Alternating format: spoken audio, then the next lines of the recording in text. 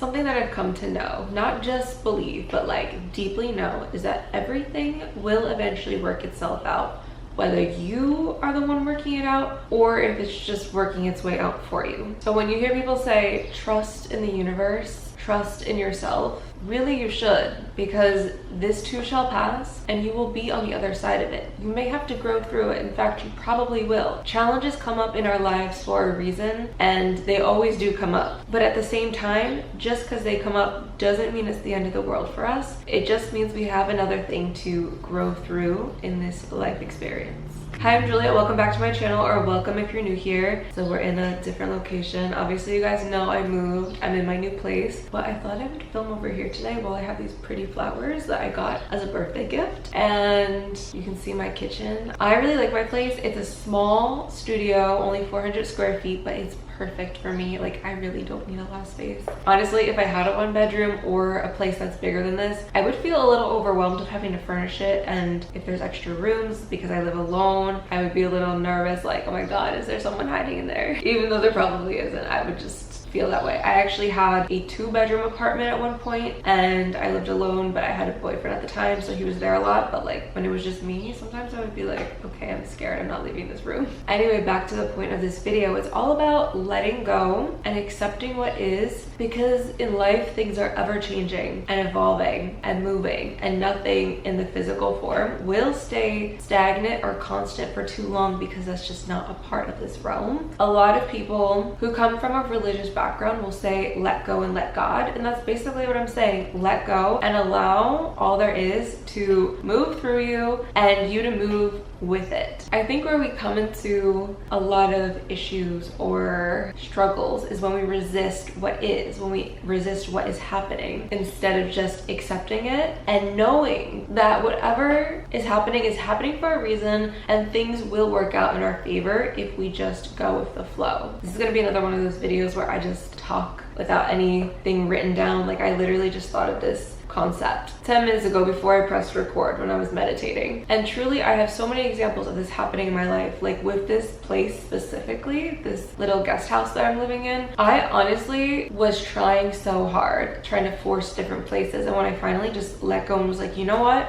If it happens, it happens. If it doesn't, I'll try again another time, but I need to stop because this is giving me stress and I don't need to be stressing over this. Kid you not, an hour or two later after I did that, maybe even less, maybe more like 30 minutes later, I was in the shower. I got a call from the realtor who was like, hey, I have a place. It's perfect for you. It's in the area that you want. It has good lighting. It has an outdoor space. It's a new kitchen. It has a washer and dryer, cute bathroom. And I was like, send me pictures. I looked, I was like, this is the one that is so crazy. I was just about to give up. I find that it's always in that moment where we are just about to give up that something comes through for us that is truly meant for us. Another example of this was on my birthday. I was really nervous that I was going to end up spending my birthday alone. One of my friends was going to be out of town. The other one canceled last minute because she was sick, and I was driving to go pick up my birthday cake. The day before my birthday, like, oh my gosh, I think I only have one friend that's going to show up, and if she doesn't show up, like, this will be really sad. And lo and behold, I want to say 30 minutes to an hour later, I get a phone call from one of my friends from Philly, and she was like, hey, what are you doing on the 4th for your birthday? And I was like, well, I'm doing this, this, and this, but you know, I'm not sure if people are going to show up. I had a friend cancel already, another friend's out of town, and then I have a few other friends that might potentially come, but I don't know them that well, so who knows? So I gave her the whole rundown, and she was like, well, my 4th of July plans just got canceled. Why don't I book a flight? I was like, book the flight, come out. She ended up coming out. We spent the whole weekend together, and it was really fun. And the two friends there were unsure if they were going to show up, did show up, and then my one friend that I was like, I don't know if she's going to show up, came with her boyfriend. So it really worked out perfectly. But if I would have been forcing it, trying to call different people, being like, you have to come to my birthday, blah, blah, blah, blah, blah, I don't think I would have had the same result. Like, I literally didn't even have to call this girl. I just was driving back, accepting, okay, if this is what my birthday is going to be, this is what it's going to be. I even considered booking a flight home to Philly that night, but before I could even do that and actually look at flights, I got the call call from her and she was like, I'm coming out. I'm like, yes, come out. So I say all that to say, you don't need to know how things are gonna go. In fact, most of the times you can't know. From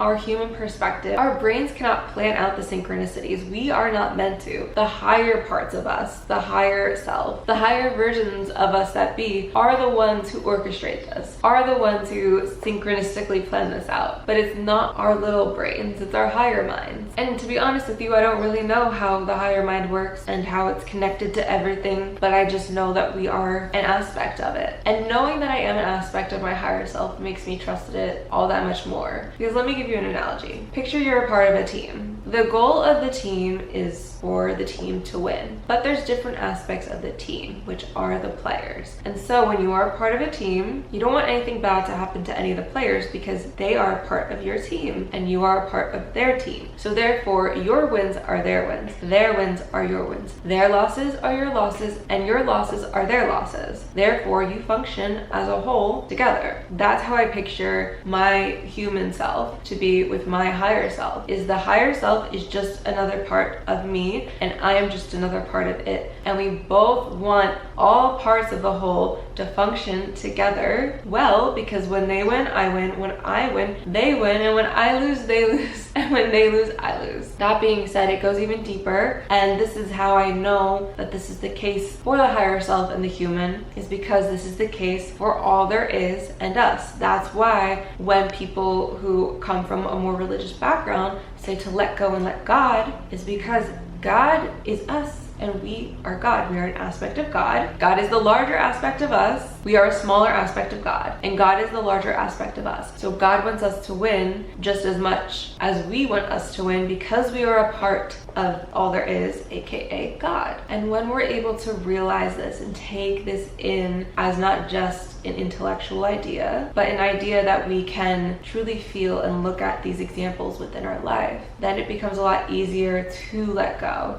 to stop stressing, to stop controlling and micromanaging every little thing, and accepting that whatever is going to happen is for my highest good, even if I can't see it right now. Because we are in a denser realm and we choose certain things before entering into this realm. At least that's what I believe to be true. Although I can't prove that to be true, but it makes the most sense that there is an aspect of us choosing certain things for us to experience here that is also us, aka the higher self. And maybe we chose some things that we didn't realize would be as difficult when we were in more of the energetic realms, because we forgot what it felt like to experience density, the density of being on the earth as a human, because this is a very dense plane. It feels like things are happening quicker here now than before, but again, past, present, and future are all just ideas and memories and things of that nature. So we are playing out this story, this beautiful story as a human, with a collective agreement for certain things like past, present, future, even though everything is now. And we also agreed for things to evolve. So all that being said, I know this video is getting very esoteric and complex and nuanced, but this is fun. I find this stuff interesting. Even if we are experiencing very difficult things in these 3D bodies, it is for our highest evolution and our highest good, even if we can't see it while experiencing it. When we look back at the memory of it and it clicks in our mind and we have a deeper understanding and compassion for ourselves and for others, that is the true reasoning for why we go through those hard things. And I'm sure there's other reasonings as well, but that's something that I typically can acquire when I look back at a really difficult experience and I'm like, oh, why did I have to go through that? But then I think about and I realize the reason I had to go through it was to gain the knowledge, the insights, to be the person that I am now. If I didn't go through certain things, I wouldn't be this version of myself, because all of those experiences make up the personality structure that we have in this now moment. And without them, we would be a completely different person, a completely different version of ourselves. So I'd be a completely different Julia, and you'd be a completely different you. I find that fascinating. Right now I'm experiencing so many challenges and changes, and they're all really amazing, but some are also not so amazing in the moment. Like ever since moving here, I've been experiencing extreme exhaustion. And I keep asking myself, like, have I experienced this before? Was I feeling like this back in Philly? Like, what is this? And to be honest, I don't think so. I don't think I was experiencing exhaustion to this level. I definitely experienced exhaustion here and there, but not the way I feel like I am since moving here. And I don't really know why, but I have a feeling that it will be shown to me in due time, as things typically do. I've also been experiencing eyesight issues and hair shedding. So part of me thinks it might be just